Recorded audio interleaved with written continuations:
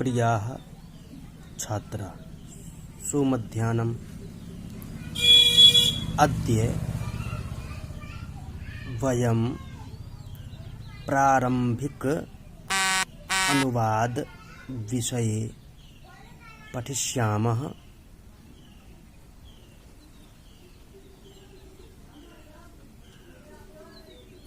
हिंदी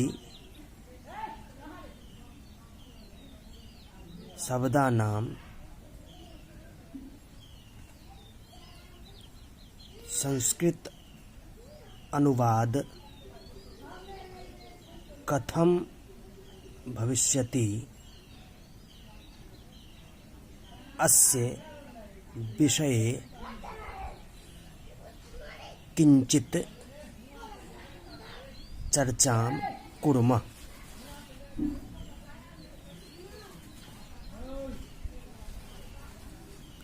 संस्कृत अनुवाद। प्यारे बच्चों, आज हम सभी हिंदी से संस्कृत अनुवाद कैसे करें, इसके बारे में कुछ जानकारी प्राप्त करेंगे। आएं, इस जो वीडियो में चार्ट पे जो समझाया गया है उस पे सभी बच्चे गहराई से ध्यान देंगे और इसमें जो याद करने योग्य है उसको याद भी करेंगे। जैसे एक वचन, द्विवचन, बहुवचन। जानते हैं आप, वचन की जानकारी आपको पहले दे चुका है। प्रथम पुरुष, मध्यम पुरुष, उत्तम पुरुष। पहले हम इतनी चीज को अच्छे से समझ लेंगे, उसके बाद आगे बढ़ेंगे। तो प्रथम पुरुष है, मध्यम पुरुष है, उत्तम पुरुष है। यहाँ पे बीच में पुल्लिंग भी लिखा गया है, पुल्लिंग। तो पुल्लिंग का मतलब सब में तो नहीं लिखा गया है। इसका मतलब ये है कि प्रथम पुरुष में ही स्त्रीलिंग और पुल्लिंग दो होते हैं। मध्यम पुरुष में स्त्रीलिंग और पुल्लिंग के लिए यही शब्द का प्रयोग होगा, शब्द बदलेगा नहीं। उत्तम में भी वही, दोनों स्त्रीलिंग और पुल्लिंग के लिए यही शब्द का प्रयोग होगा। इसीलिए यहाँ पर इन दोनों में पुल्लिंग स्त्रीलिंग अलग अलग नहीं किया गया है। लेकिन प्रथम पुरुष में पुल्लिंग और स्त्रीलिंग के शब्द अलग अलग हैं।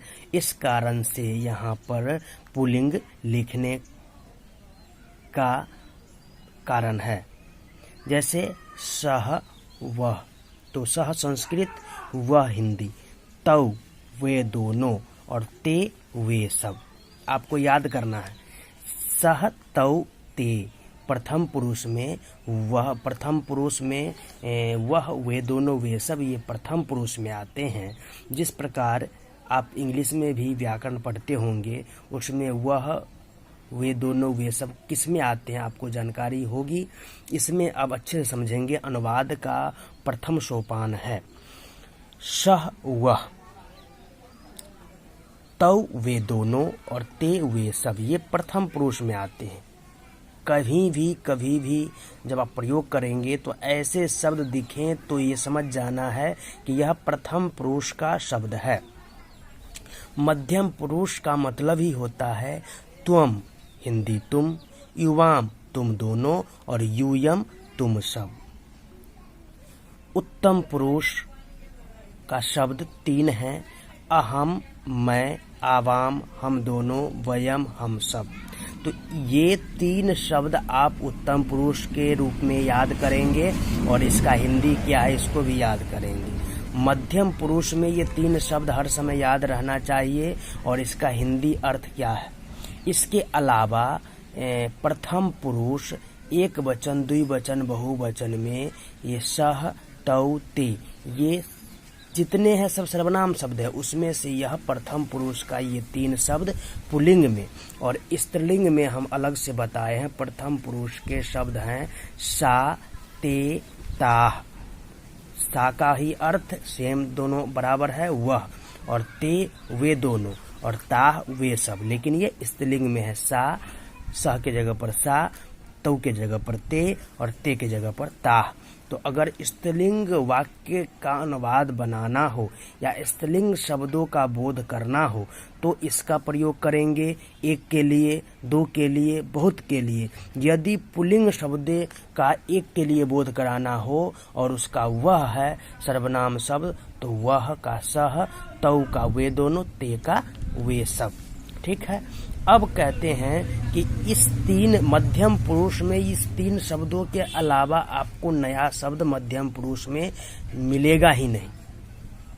उत्तम पुरुष में भी इन तीन शब्दों के अलावा आपको शब्द नहीं मिलेगा, लेकिन प्रथम पुरुष में सर्वनाम शब्द, स्त्रीलिंग और पुल्लिंग इतने के अलावा जितने संज्ञा शब्द हैं, संज्ञा शब्द किसी व्यक्ति, वस्तु, स्थान के नाम, वो भी प्रथम पुरुष में आ जाएंगे। जैसे राम, सीता, गीता, मोहन इत्यादि बहुत सारे नाम, जगह के नाम, स्थान के नाम, यानी संज्ञा शब्द। आपको परिभाषा याद है संज्ञा किसे कहते हैं? संज्ञा शब्द में, संज्ञा परिभाषा में कौन कौन शब्द आते हैं? सभी शब्द प्रथम पुरुष के अंदर आ जाएंगे और प्रथम पुरुष का सर्वनाम है सह, तौ, ते और सा, ते, ता।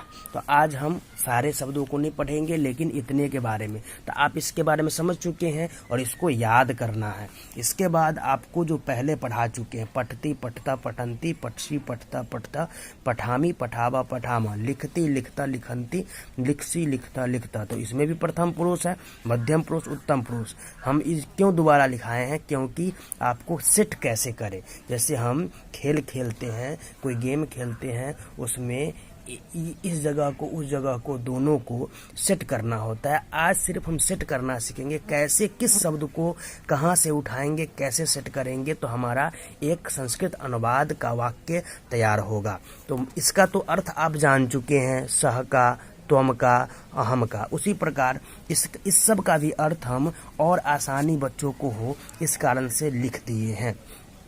पठती पढ़ता है, पठतः पढ़ते हैं, पठंती पढ़ते हैं। मध्यम पुरुष में है पठसी पढ़ते हो, पठतः पढ़ते हो और पठतः पढ़ते हो। उसी प्रकार उत्तम पुरुष में पठामी पढ़ता हूँ, पठावह पढ़ते हैं और पठामह पढ़ते हैं। अब लिख का एक और लिख दिए हैं, उस तरह सब चलेगा। प्रथम पुरुष लिखती लिखता है, लिखंती लिखते हैं। इस प्रकार सबका अर्थ है। इसी प्रकार जितने धातु रूप आप याद करेंगे सभी का अर्थ आपको ऐसे ही हिंदी में होगा। जैसे कि लिखती लिखता है, पढ़ती पढ़ता है, तो हंसती हंसता है। लेकिन अभी आपको सिलेबस में दो ही धातु रूप है, तो दो से ही अनुवाद आपको तैयार करना है। तो आप इसका भी अर्थ जान गए इसका। अब क्या करना है कि आपके साथ हिंदी में एक वाक्य आ जाए, जहाँ का जो शब्द है वहाँ से लेकर वाक्य बनाना है। तो यहाँ भी आपको पुरुष दिख रहा है, यहाँ भी पुरुष दिख रहा है। तो जो जहाँ से शब्द उठाएंगे, तो मान लें यहाँ से हम एक शब्द ये उठा लिए, सह, सहकार जानते हैं, सह उठा लिए, तो हमको यहाँ से वही प्रथम पुरुष एक वचन का ही लेना है, न कि मध्यम पुरुष में जाना है, न द्विवचन में जाना है। जो शब्द यहाँ से उठाएंगे वही शब्द हम यहाँ से भी उठाएंगे। यहाँ से हम उठाए सह, तो यहाँ से पठती उठाएंगे। अगर यहाँ से तौ उठा दिए तो यहाँ से पठता उठाना पड़ेगा। यहाँ से ते उठाए तो यहाँ से पठंती, माने उलट फेर नहीं करना है, आगे पीछे नहीं करना है आपको। उसी प्रकार अगर मध्यम पुरुष में आए तो त्वम यहाँ से लेंगे तो यहाँ भी मध्यम पुरुष एक वचन का ही शब्द उठाएंगे। अगर मध्यम पुरुष द्विवचन का शब्द उठाते हैं तो यहाँ से मध्यम पुरुष द्विवचन का। इस प्रकार जहाँ से जिस वचन, जिस पुरुष से जो शब्द आप लेंगे वही शब्द यहाँ से भी धातु रूप के लेंगे। यह है कर्ता और ये है क्रिया। ये है कर्ता और ये है क्रिया, जिसको कि धातु रूप भी बोलते हैं। तो आए, अब हम इसमें से अर्थ भी दिया हुआ है, तो हम यहाँ पे वह पढ़ता है, ऐसा मेरे सामने एक वाक्य आ गया, वह पढ़ता है। सही बच्चे ध्यान देंगे, आप हिंदी बचपन से पढ़े हैं, आपको इस वाक्य से आपको क्या पता चलता है? वह पढ़ता है मतलब कोई लड़का पढ़ता है, लड़की नहीं पढ़ती है। वह पढ़ता है, कोई लड़का पढ़ता है। अब आपके मन में आ जाए कि हाँ, पुल्लिंग और स्त्रीलिंग में जानकारी मुझे मिल गई, वह पढ़ता है। एक जानकारी। दूसरी जानकारी कितने पढ़ते हैं, तो वह पढ़ता है एक है, दो नहीं है न तीन है, वह पढ़ता है एक। तो अपने आप इस वाक्य को बोलते ही आपके अंदर, आपके मन में दो बातें आ गई। वह पढ़ता है पुल्लिंग है, और लड़का का बोध हो रहा है इसलिए पुल्लिंग है, और वह पढ़ता है वह एक है।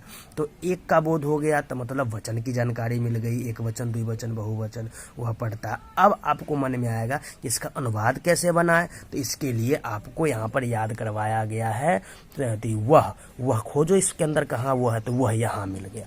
तो वह यहाँ मिला, तो यहाँ पर वह का संस्कृत हमको अनुवाद करना है, क्योंकि यहाँ लिखा हुआ है लघु अनुवाद संस्कृत में करना है।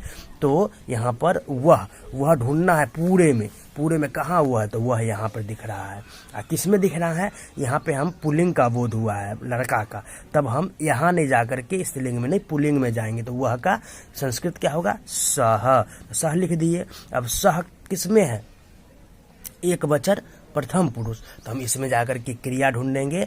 पढ़ना लिखना जाना आना क्रिया है, तो क्रिया में ही ढूंढेंगे। तो क्रिया में प्रथम पुरुष एक वचन में कौन सा शब्द है, ये है, कौन है, तो ये है। तो इसको लिख देंगे, तो अपने आप या आपका संस्कृत अनुवाद तैयार हो गया। सह पठती, वह पढ़ता है। तो हिंदी में वह पढ़ता है, तो सह पठती। आपको इसमें कोई कठिनाई नहीं हुई। उससे भी ज्यादा ध्यान देना है तो आप इसमें ढूंढो कि पठती, पढ़ता है वो कहाँ पर है। पढ़ते हैं, पढ़ता हूँ, पढ़ता है, तो पढ़ती। तो यहाँ पर है ज्यादा समझे कि कौन सा शब्द कहाँ पे है, कैसे लेंगे। जो शब्द जहाँ पे है उसी विभाग, उसी पुरुष, उसी वचन में दूसरा शब्द लेना है, मतलब क्रिया शब्द। वह यहाँ पर वह है कर्ता, ये है कर्ता और ये है क्रिया। तो कर्ता क्रिया, यहाँ पर कर्ता क्रिया। तो अब हम दूसरे पे चलेंगे। वे दोनों पढ़ते हैं, तो वे दोनों पढ़ते हैं, तो यहाँ पर वे दोनों ढूंढ रहे हैं। इसमें कहाँ पे वे दोनों, तो यहाँ वे दोनों दिख रहा है। वे दोनों पढ़ते हैं, इससे पुल्लिंग का बोध हो रहा है, इसीलिए हम इस शब्द से लेंगे, यहाँ से नहीं लेंगे। तो वे दोनों पढ़ते हैं, तो इसके लिए क्या है, तौ, इसीलिए हम तौ लिख दिए। अब हम किस पुरुष में और किस वचन से हम ये लिए हैं, तो प्रथम पुरुष द्विवचन। तो यहाँ पे जाएंगे, खोजेंगे प्रथम पुरुष द्विवचन में क्या है, पठतः, इसीलिए हम यहाँ पर पठतः लिख दिए। तो मेरा ये वाक्य तैयार हो गया। किसका, वे दोनों पढ़ते हैं, इसका संस्कृत अनुवाद मेरा हो गया। वे सब पढ़ते हैं। वे सब, ये शब्द कहाँ मिल रहा है, वे सब पढ़ते हैं। सबसे पहले ये पुल्लिंग है, वे सब पढ़ती है। अगर ऐसा रहेगा तो वो स्त्रीलिंग माना जाएगा, वो तो आप अपना दिमाग में सोच लिए होंगे। वे सब पढ़ते हैं, पुल्लिंग है, इसलिए पुल्लिंग में ढूंढेंगे। वे सब कहाँ है, तो वे सब ये दिख रहा है, वे सब दिख रहा है। वे सब के लिए ते, तो यहाँ पर हम ते लिख दिए।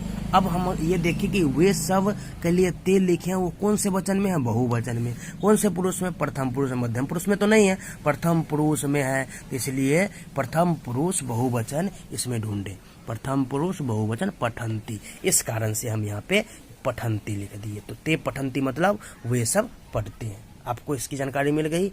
अब स्त्रीलिंग में चले, शब्द बदल जाएगा जैसा।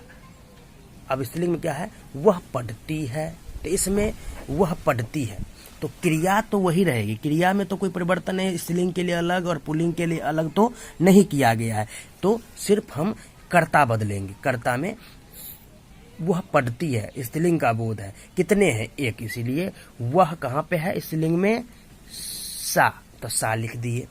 अब पठती, तो ये किस वचन में है, किस पुरुष में है, एक वचन और प्रथम पुरुष है, तो यहाँ पे एक वचन और प्रथम पुरुष में पठती, तो ये पठती लिख दिया, बन गया। वे दोनों पढ़ती है, तो अब स्त्रीलिंग में वे दोनों कहाँ है, वे दोनों का ते, तो ते लिख दिए। और पठतः द्विवचन प्रथम पुरुष, तो द्विवचन प्रथम पुरुष में पठतः, तो यहाँ पर पठतः हो गया। इस प्रकार आपको इसको समझना है और इसको याद करना है, और इसको तो याद कर चुके हैं, और इसका अगर थोड़ा अर्थ जानना हो तो ये भी देख सकते हैं।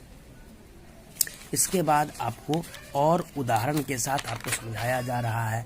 जैसे वे सब, वे लोग पढ़ती है, तो ताह पठंती हम लिखे हैं, देखें। वे पढ़ती है स्त्रीलिंग है, इसलिए ताह वे सब का है, और प्रथम पुरुष बहुवचन है तो प्रथम पुरुष बहुवचन में क्या है, पठन्ति। इसीलिए हम यहाँ पर दे दिए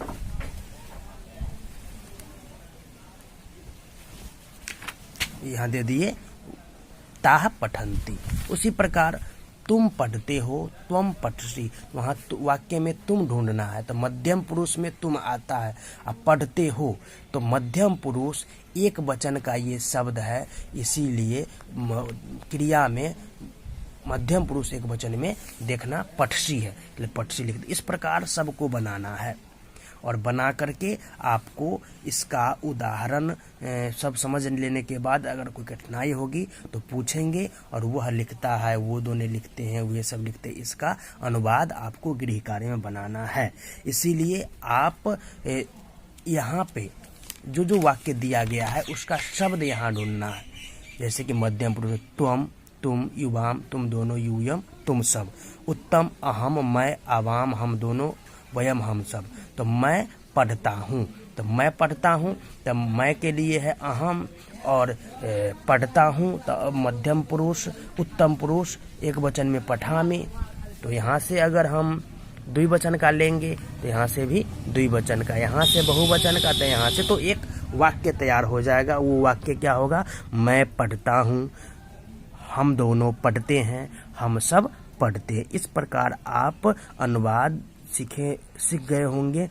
इस वीडियो को ध्यान से सुनेंगे, इसके बाद नहीं समझ में आएगा तो फिर से मैं समझाऊंगा, लेकिन समझने की कोशिश करना।